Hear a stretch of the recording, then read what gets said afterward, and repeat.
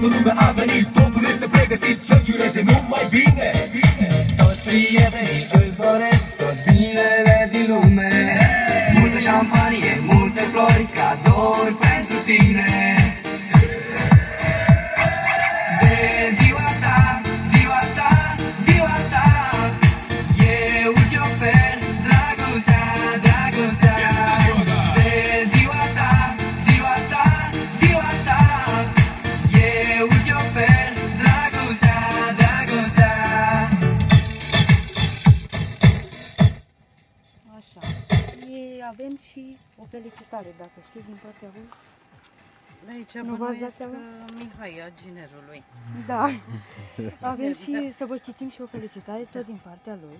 Și scrie: mamă soacră, scumpa mea mamă soacră, a doua mamă. Îți mulțumesc din tot sufletul pentru atenția, înțelegerea de care îmi dai dovadă.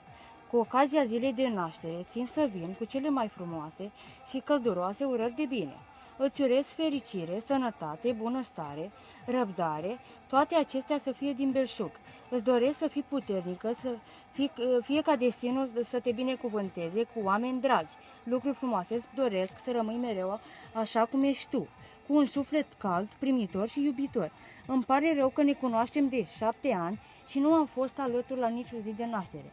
Sper ca din suflet să mă înțelegi. Cu drag, ginerele dumneavoastră, care vă pupă și vă iubește. Cu drag, Mihai. Mulțumim.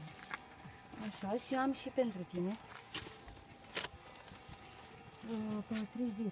Da. 30. Mulțumesc frumos.